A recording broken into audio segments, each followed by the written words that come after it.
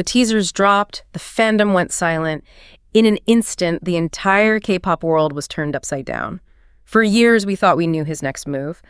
But the worldwide handsome visual had a secret master plan all along. Oh, it's so good. Welcome to Starscope K-Report. Join Eric and Minji as they ride the Hallyu wave, uncovering the biggest K-pop comebacks, shocking industry controversies, and major K-drama updates. From internet-breaking rumors to historic chart milestones, we dive deep into the world of Korean entertainment. Yes, we do. So we are broadcasting right in the middle of a historic week for the Hallyu wave, this global surge of Korean pop culture. And today, our mission for this deep dive is to decode the headline that has absolutely hijacked our feeds. Hijacked is the right word. My timeline is a mess. Right. The headline is, Jin's secret plan revealed, he's not who you think. Oh. And to do this, we're looking at a massive stack of source material. We've got official agency statements from HYBE. Correct. We have behind-the-scenes interviews with television producers, global chart records from Billboard and Oricon, and, real-time concert data. Today, we are analyzing the mechanics of how one artist took the traditional concept of a post-military return and, completely dismantled the industry playbook. It is genuinely hard to articulate the scale of what we've witnessed over the last 2 years. Yeah. Like, this wasn't just a standard promotional schedule. It was an unprecedented survival strategy, one that protected a multi-billion-dollar brand while basically redefining what an idol owes their audience. Which brings us directly to the first major phase of this operation, or, as the headlines are calling it, he's not who you think. The visual king becomes a stuntman. Oh, man, the stunts. Yeah, so we need to rewind the timeline to June 2024. Jin is officially discharged from his mandatory military service. Right, fine. Right. Now, logistically speaking, what is the standard operating procedure for a massive star re-entering the civilian world? Well, the standard playbook is all about, controlled re-entry, right? And luxury. You have to remember that for 18 months, these artists are completely out of the public eye. So when they return, agencies usually book them a high-end magazine cover. Maybe they sign a huge luxury brand deal. Something safe. Exactly. Yeah. And they do a very calm, aesthetic live stream to greet the fans. They take a well-deserved vacation to decompress. Right, which makes perfect sense. It's a managed return to glamour. Right. But just 5 days after stepping out of his military uniform, Jin was already back in front of the cameras filming his solo variety show, Run Jin. 5 days. It's insane. Yeah, I'm looking at the production notes here. This was not a comfortable studio gig where you sit in a chair and answer trivia questions. Oh, not even close. He bypassed all the luxury and willingly walked straight into absolute chaos. I want to read directly from a source interview with Ryu Songhui. He's the head of HYBE Media Studios' original content planning team. Okay. According to Ryu, Jin's explicit goal was to give everything back to the audience. He literally told the production crew, and this is a direct quote. Let's hear it. He said, "I can handle some tough stuff. Feel free to really put me through the grinder and make it hard on me." Oh my gosh. Put me through the grinder. Right. And furthermore, the production company, Retopia Salon, they released a statement revealing that Jin's solitary criterion for the show was that it just had to be, quote, fun to watch. Wow. He told them if he was having fun, his audience would have fun, regardless of how physically grueling or expensive the shoot became. You have to understand the cultural whiplash of that statement. Yeah. In K-pop, he is known as the visual, right? The member officially designated as the classic, untouchable beauty of the group. Right, the worldwide handsome thing. Exactly. For a visual of his global stature to walk into a production meeting and ask to be thrown into the mud, it completely subverts everything we expect from top-tier idols. And the scale of what they actually produced to meet that demand is staggering when you look at the physical toll. Oh, yeah. This was a 10-month television marathon. 36 episodes running from January to May of 2025. Wow. Let's break down the physical endurance required here. In one episode, he climbed Mount Halla. Yes. For context, that is the highest mountain in South Korea, known for brutal weather changes and really steep inclines. It's a brutal hike. Yeah, and the production notes confirm he actually outpaced the camera crew so badly that the producers had to just hand him a handheld camera and tell him to summit alone. That is so funny. Because they physically could not keep up with him. The visual of professional television crews just wheezing on the side of a mountain while he casually jogs ahead is burned into my brain forever. And it didn't stop there. He fought off simulated zombies in episode 16. Oh, the zombies. He visited a traditional folk village where the crew arranged for him to be genuinely jump scared by actors playing ghosts. He was so scared. Yeah, he did heavy stunt acting in the Run Jin episode, which required professional fencing, gymnastics, and taekwondo choreography. Mm-hmm. He even filmed an episode titled Mission Jin Possible that guest starred Tom Cruise. That Tom Cruise episode was a cultural reset, honestly. But what is truly fascinating is analyzing how different demographics reacted to this physical barrage. Okay, tell me about that. Well, domestic Korean citizens, often referred to online as K-nets, Right. they started trending the phrase, the athletic talent K-pop took away. Oh, really? Yeah, they were completely taken aback by his agility and stamina. But why were they so surprised? Doesn't the general public know how rigorous idol choreography is? They do, but in the group dynamic, he's the oldest member. Oh, okay. His public persona was always framed around elegance, acting, and soaring vocals. The general public wasn't used to seeing him scale climbing walls or execute intense martial arts stunts. Yeah, makes sense. So K-nets were watching him and realizing they had fundamentally underestimated his physical prowess. Wow. But while the general public was entertained, international fans were experiencing a completely different, highly emotional reaction. Yeah, the social media data in our sources definitely reflects a massive wave of concern mixed with the hype. Walk me through that. It was incredibly emotionally taxing for the fandom. You have to remember the broader context. Right. In late 2024 and early 2025, the rest of the group, including the entire Maknae line, the youngest members who normally drive a huge amount of daily engagement. Yeah, the younger ones. Right. They were still finishing their mandatory military service. Yeah. So Jin was out here working tirelessly, running himself ragged on camera. Just nonstop content. Exactly. Every time a new, exhausting episode dropped, social media timelines were split down the middle. Really? Half the fans were crying from laughing so hard, and the other half were practically begging his agency to let the man sleep. I have to stop and push back on this strategy because mathematically, logistically, this makes zero sense to me. Why do you say that? It's like a Hollywood A-lister at the absolute peak of their career, someone who just won an Oscar choosing to do uncredited indie stunt work in the mud, getting bruised and battered strictly to entertain their core audience. Yeah. Why would someone with his billionaire status, his global influence, choose sheer physical exhaustion over luxury the literal second he got out of the military? Wow. What is the actual return on investment for this kind of suffering? The return on investment wasn't financial, it was survival. Survival. Yeah, you're looking at it like a standard promotional tour, but this was a rescue mission. He knew that the group's hiatus, the period where they were inactive due to the military, that was the most vulnerable period for their brand. Oh, okay. In K-pop, 18 months of silence can completely kill a group's momentum. Right. People move on so fast. Exactly. His secret plan all along was to act as a human shield and a bridge. Wow. His mission was to single-handedly hold the fandom, that highly organized, fiercely loyal community, together. I see. He sacrificed his own rest to ensure the lights stayed on in the house while his brothers were away. Because his ultimate bias, his absolute favorite priority, isn't his own comfort, it's the fans. That context completely reframes the viral December 2024 episode for me. Oh, which one? Because if the stunts were about proving endurance, the episode with the 3-year-old boy, Taehae, was a masterclass in emotional retention. Oh, that episode is universally beloved. It showed a totally different side of the strategy. The mechanics of it were brilliant.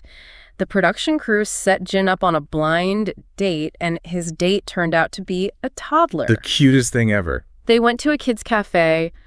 Dispatch, the major Korean entertainment news outlet, reported on this in meticulous detail.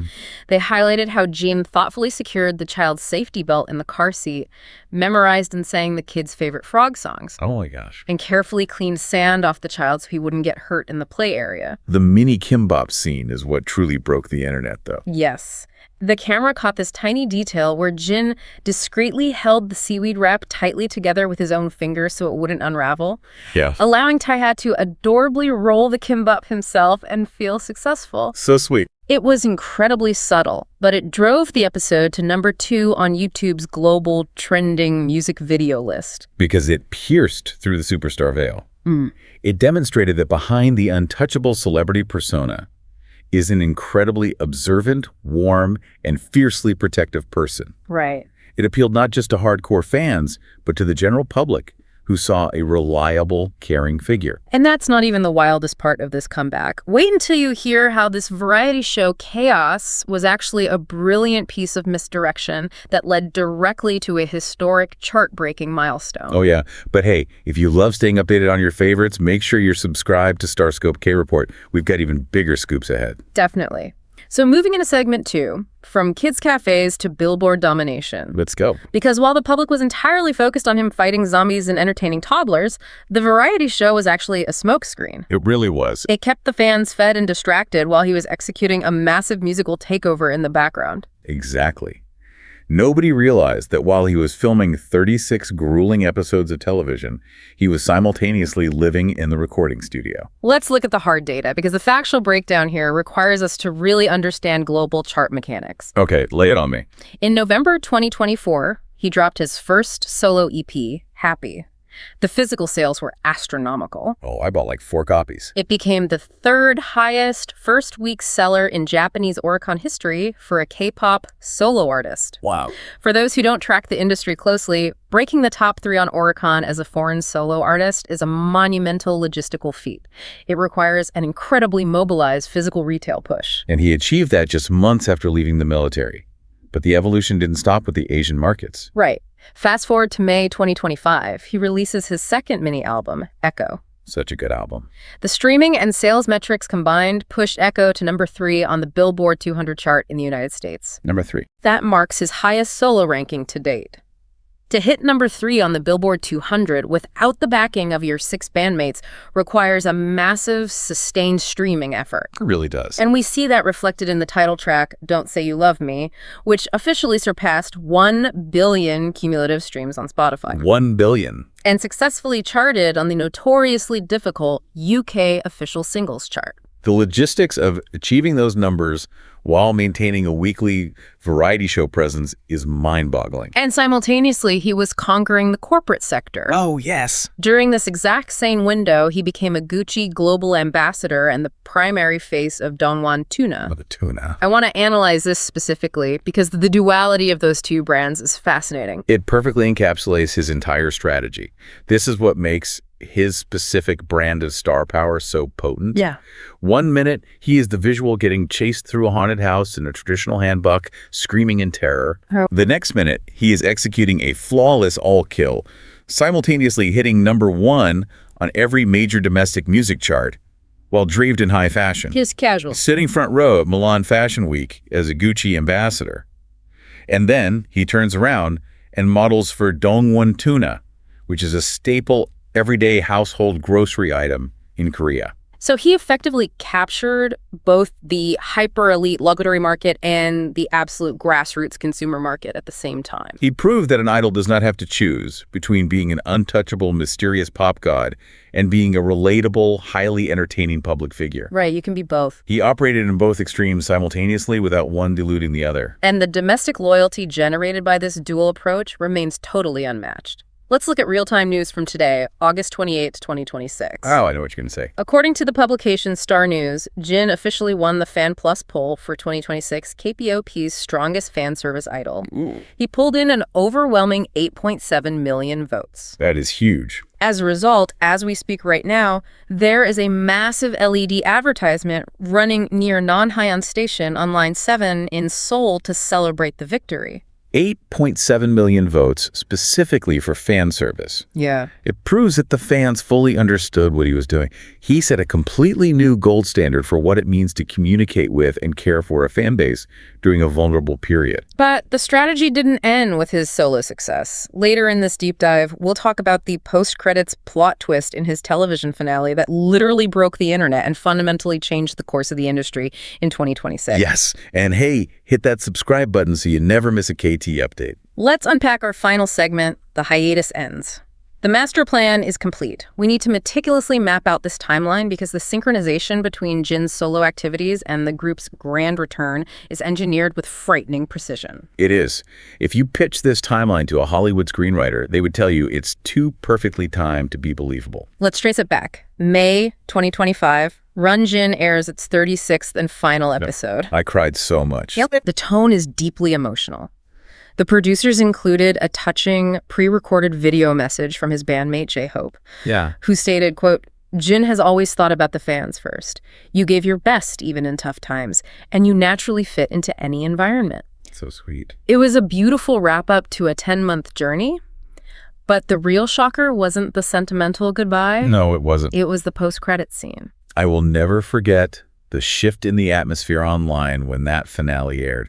My phone practically shut down from the sheer volume of notifications. So the screen cuts to black, and suddenly a high-octane graphic flashes announcing Jin's very first solo world tour. Yeah. The hashtag RUNSEOKJIN tour, and the schedule showed it was kicking off the very next month in June 2025, hitting 18 global cities from Chiba to Dallas to London.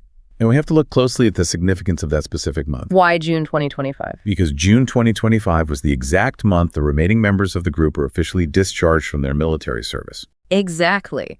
He perfectly timed his global solo victory lap to align with the exact moment his brothers walked out of the military gates. Yes. He kept the stadium lights on, he kept the fans mobilized and hyper-engaged. And right as he finished his solo run, he seamlessly handed the baton back to the fully reunited team.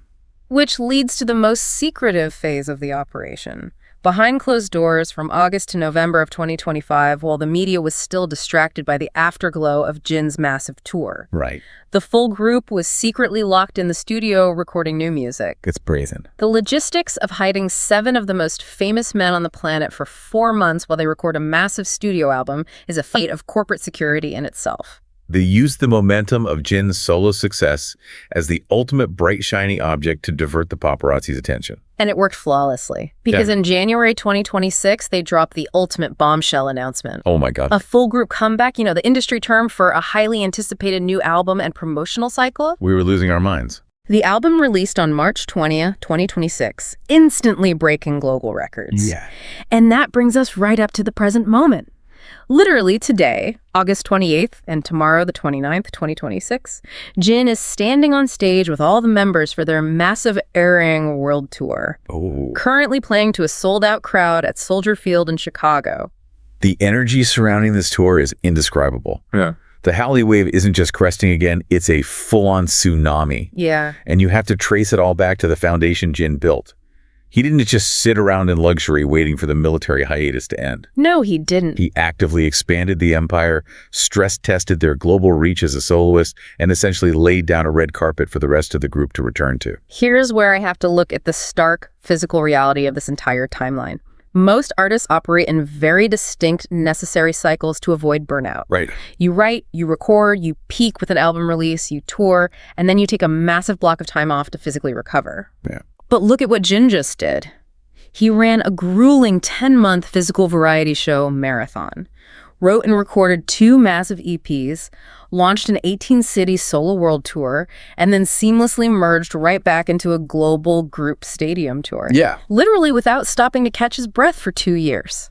When you lay the timeline out like that, it forces us to ask a really difficult question about the future of the industry. Like what?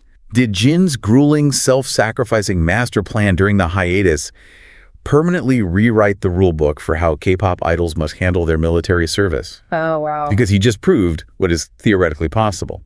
Will future idols now be contractually expected to prepare this massive overlapping level of content before they leave? That would be intense. Or are they going to be expected to hit the ground sprinting the literal second they are discharged? Or is Jin truly a one-of-a-kind, unbreakable fan service anomaly, driven by a love for his fandom that simply cannot be replicated by anyone else? You've been listening to Starscope K-Report, where Eric and Minji bring you the stories shaping K-pop, K-dramas, and the global Hallyu wave. Thanks for tuning in, and don't forget to subscribe for more stories that keep the stars shining.